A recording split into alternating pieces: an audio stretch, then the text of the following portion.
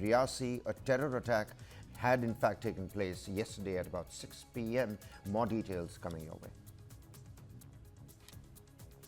At least 10 people were killed and 33 were injured after a bus carrying pilgrims fell into a deep gorge in Jammu and Kashmir's Riyasi district on Sunday.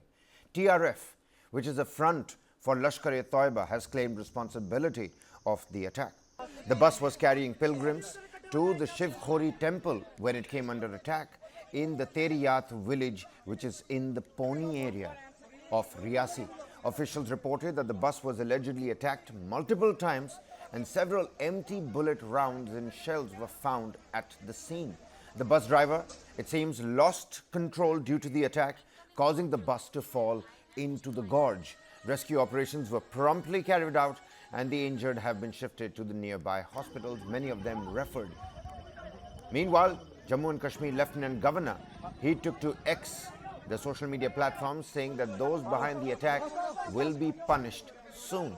He added that the Prime Minister has directed all injured to receive the best possible medical care and assistance. Well, that's not all. The identities of the dead and injured have not yet been confirmed, but are believed to be from Uttar Pradesh and the national capital as well, the majority of them at least.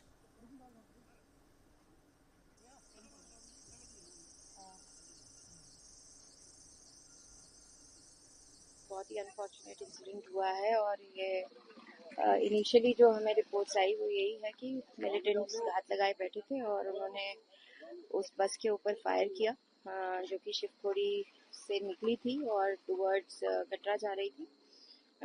उसकी वजह से जो driver है उसका balance जो है वो बिगड़ा और वो नीचे बस जो है वो खाई में चली गई। रेस्क्यू ऑपरेशन जो है वो अभी कंप्लीट किया जा चुका है। 9 are fear dead right now and 33 injured हुए हैं। उनको इमीडिएटली नारायणा हॉस्पिटल और डिस्ट्रिक्ट हॉस्पिटल रियासी के लिए एम्बुलेंसेस को निकाल दिया गया है। ये लोकल्स नहीं है, अभी उनकी आइडेंटिटीज जो है वो क्लियर नहीं हो पाई हैं, बट जो अभी इनिशियली पता चला है वो दे में भी बिलोंग टू यूपी। देखिए, ऑलरेडी हम देखते आए हैं जब भी कोई मिलिटेंसी कोई इंसिडेंट हुआ है तो उसके बाद हम लोग वैसे ही हाई अलर्ट पे हमेशा से रहे हैं। तो आज भी और पिछले कई दिनों से we were on high alert और ये सारी जो शिवखोड़ी श्राइन है उसको पूरे तरीके से सिक्योर किया गया था। उसके आसपास के इलाकों में भी बड़े दिन से हम अपनी एरिया डोमिनेशन की एक्टिविटीज और बाकी वीडीजीज के साथ हमने उनके साथ फायरिंग प्रैक्टिस भी करी थी और उनको सबको अलर्ट पे ही रखा गया था। Now, a joint security operation by the police, the army and the Central Reserve Police Force has been launched at the site to apprehend the attackers. Like you can see on your screens, of course, deferred visuals, but the joint activity and the action that has been carried out by the military forces on full display. Combing and cording operations in the forest areas, drones and AI modern technology being incorporated for surveillance as well. My colleague brings us a proper walkthrough from the point of incidents. Of course, again, deferred in time. It's important to note here that it's not easy to bring out reports from areas that have now been cordoned off by the security forces. Take a look at what our colleague brings to us at the moment. इस समय मैं मौजूद हूँ रियासी के त्रियाट इलाके में। ये वही इलाका है जहाँ पे आतंकियों की तरफ से कायराना हरकत को अंजाम दिया गया।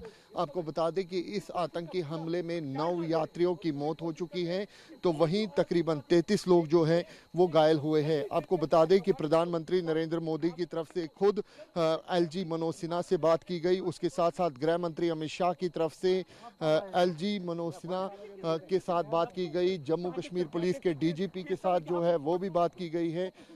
बड़े पैमाने पे कॉर्डन सर्च ऑपरेशन जो है वो यहाँ पर चलाया जा रहा है। ये देखिए कि जब आतंकी हमला हुआ उसके साथ किस तरीके से यहाँ पे आप देख सकते हैं शीशे जो है गाड़ी के वो यहाँ पे साफ तौर पे आप देख सकते हैं। यहाँ पे कुछ सामान जो है यात्रियों का वो हम आपको दिखाने की कोशिश करेंगे। देखिए जूते, कपड़े, जो बैग हैं वो भी यहाँ पर पुलिस जो है अब यहाँ से समेटने की कोशिश कर रही है। ये तस्वीरों में हम आपको दिखा रहे हैं, ये वो यात्रियों के बैग हैं जो यहाँ पे आप साफ तौर पे देख सकते हैं, जो जम्मू कश्मीर पुलिस जो है अपनी कस्टडी में ले रहे हैं। आपको बता दें कि तकरीबन 9 लोग जो हैं इस पूरे इंसिडेंट्स में उनकी मौत हो चुकी है। 33 लोग जो हैं वो घायल बताए जा रहे हैं। ये सामान आप देख रहे हैं उस बस की जो शिव खोड़ी से कटरा की तरफ जा रही थी, और उसी बीच में आतंकियों की तरफ से घात लगाकर हमला जो है वो किया था। प्रधानमंत्री नरेंद्र मोदी ने खुद जम्मू कश्मीर के उपराज्यपाल मनोज सिन्हा से बात की है। अमित शाह जो कि गृह मंत्री अमित शाह की तरफ से भी जम्मू कश्मीर पुलिस के डीजीपी और साथ में गृह मंत्री के साथ जो है उन्होंने बात की है, और एलजी मनोज सिन्हा की तरफ से साफ कहा गया है कि दोषियों को बख्शा नहीं जाएगा। ये वही खाई है, ये वही इलाका है, ये वही स्पॉट है जहां पर जो गहरी बस जो ये वो गहरी खाई है जहां पर जो बस है वो यहाँ पर गिर जाती है, क्योंकि जब फायरिंग होती है उसके बाद जो ड्राइवर है वो अपना नियंत्रण खो बैठता है। उसके बाद गहरी खाई के अंदर जो बस है वो यहाँ पर गिर जाती है। तस्वीरों में भी आप देख सकते हैं कांच के टुकड़े जो है वो साफ तौर पे यहाँ पे देखने को मिल रहे हैं, और बड़े पैमाने पे जो जम्मू कश्मीर पुलिस है, सीआरपीएफ है, उसकी भारतीय सेना, उनकी तरफ से जो कॉर्डन एंड सर्च ऑपरेशन है इस इलाके में चलाया जा रहा है, ताकि जल्द से जल्द उन आतंकियों की धरपकड़ की जा सके जिन्होंने कायराना हरकत को अंजाम दिया है। Well, now TRF, which is a front for Lashkar-e-Toiba, essentially has claimed responsibility for this attack. A government data sheet that is now doing the rounds on social media goes on to say that 3 of the people on that particular bus were from the national capital, Delhi, rest all from Uttar Pradesh, 1 being from Jaipur as well. Meanwhile, political reactions are also coming across. Major stakeholders, how are they reacting? Take a look. आज एक बहुत unfortunate incident हुआ है। यात्रियों की एक बस जो शिवखोड़ी से कटरा की तरफ आ रही थी उस पर हमला हुआ, और इस फायरिंग इंसिडेंट में ड्राइवर अपना बैलेंस खो बैठा, जिसमें 9 यात्रियों की शहादत हुई है और 33 लोग जख्मी हुए हैं।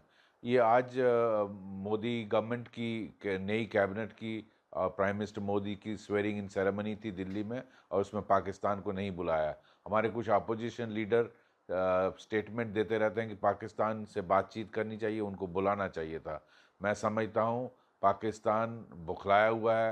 मोदी गवर्नमेंट की तीसरी टर्म की स्वेरिंग इन सेरेमनी हो रही है, और उनको घबराहट है कि दोबारा एक स्ट्रांग गवर्नमेंट दिल्ली में भारत की लीडरशिप के लिए आज स्वेरिंग इन हो रही है।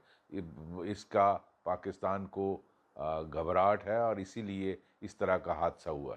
रियासी जिला के शिवखोड़ी में आज इस प्रकार से यात्रियों के बस पर अटैक किया गया, बड़ा दुखद है। जो जानकारी मिली है, अभी तक 9 लोगों की मृत्यु हो गई, और बस बाद में खाई में गिरने से काफ़ी लोगों का देहांत हो गया, कैजुअलिटीज़ काफ़ी हुई है। आज भी पाकिस्तान प्रस्त लोग इस प्रकार से प्रयास करते हैं, और पाकिस्तान द्वारा जो फैलाई गई मिलिटेंसी है वो चिंता का विषय है। हमारे सुरक्षा बलों ने बहुत अच्छा काम किया है, काफ़ी हद तक मिलिटेंसी को ख़त्म किया है, लेकिन जब इस प्रकार की घटनाएं होती हैं तो स्वाभाविक बात है कि उन्होंने जिस प्रकार से कश्मीर से अब राजौरी, पुंछ, रियासी इस तरफ अपना गेम प्लान करना शुरू किया गया है, तो ये चिंता का विषय है। मुझे लगता है कि जल्द उन लोगों को मार गिराया जाएगा, ढूंढ लिया जाएगा। मैं उन लोगों के परिवार के प्रति संवेदना व्यक्त करता हूँ और उम्मीद करता हूँ कि सुरक्षा बल उनको घेर करके जल्दी मार गिराएंगे। In a small town called Riyasi, a bus taking pilgrims from Shiv Khori to Katra was going, and these pilgrims were not locals, they were from other state, and terrorists probably had laid an ambush there, and the moment this bus passed, terrorists opened fire. The bus driver, he lost control and the bus fell into a gorge. About 30 people have been injured.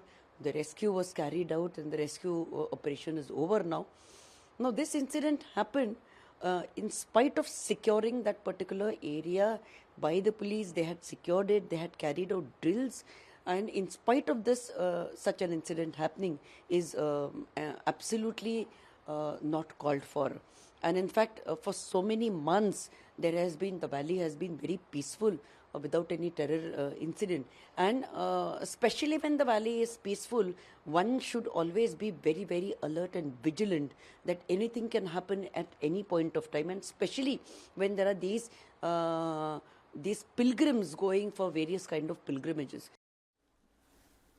And even the president took to social media platform X to offer condolences of the attack as well. Take a look on your screens. I'm anguished by the terrorist attack on a bus carrying pilgrims in Riasi district of Jammu and Kashmir. This dastardly act is a crime against humanity and must be condemned in the strongest words. The nation stands with the families of the victims. I pray for the speedy recovery of the injured. President Draupadi Murmu.